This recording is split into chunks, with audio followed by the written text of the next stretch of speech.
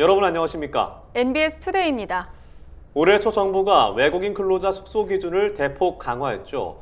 현실에 맞지 않은 규제라는 농민들의 강한 반발에 정부가 부여한 유예 기간도 이제 한 달 앞으로 다가왔습니다. 이런 가운데 주거에 필요한 시설만 제대로 갖췄다면 가설 건축물도 근로자 숙소로 조건부 허가해야 한다는 주장이 나왔습니다.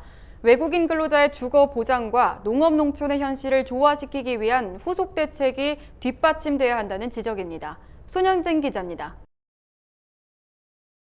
외국인 근로자 숙소 기준 강화 유예 기간이 한 달도 채 남지 않은 가운데 실효성 있는 후속 대책이 있어야 한다는 주장이 나왔습니다.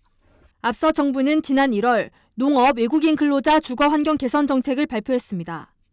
비닐하우스 내 컨테이너, 조립식 패널 등 가설 건축물을 숙소로 제공하는 농가는 고용 허가를 받지 못하게 하는 게 골자입니다.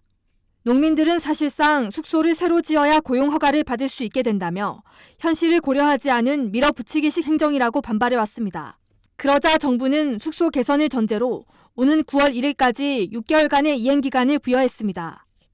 숙소를 신축할 경우에는 내년 3월 1일까지 1년간의 이행기간을 주기로 했습니다. 하지만 1차 유예기간이 끝나가는 현 시점에서도 농민들의 한숨이 깊은 건 마찬가지입니다. 일손 부족으로 인건비가 하루가 다르게 치솟는 상황에서 숙소 문제까지 인력 수급의 걸림돌이 될 것으로 예상되기 때문입니다. 대부분 다 이제 컨테이너 하우스든가 이제 인슈 판넬로 해서 이제 외국인 숙소들 제공하고 있잖아요. 그렇게 하면은 외국인 노동자들을 거주하지 못한다라고 범법자를 만들어 버리니 침대 덮친격으로 상당히 지금 다들 힘들어해요. 최근 국회 입법조사처는 이슈와 논점 보고서를 통해 주거 필수 시설을 갖춘 가설 건축물은 근로자 숙소로 조건부 인정할 필요가 있다고 지적했습니다.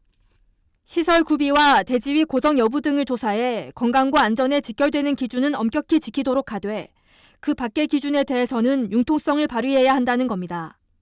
이 밖에도 지역 내 유휴 공간과 빈집 등을 숙소로 활용할 수 있도록 공공 차원의 관리 운영 방안을 검토해야 한다는 조언이 나왔습니다. 입법조사처는 이 같은 후속 대책을 모색해 외국인 근로자의 주거 보장과 우리 농업 농촌이 직면한 현실에 조화를 이끌어야 한다고 강조했습니다. NBS 손현진입니다.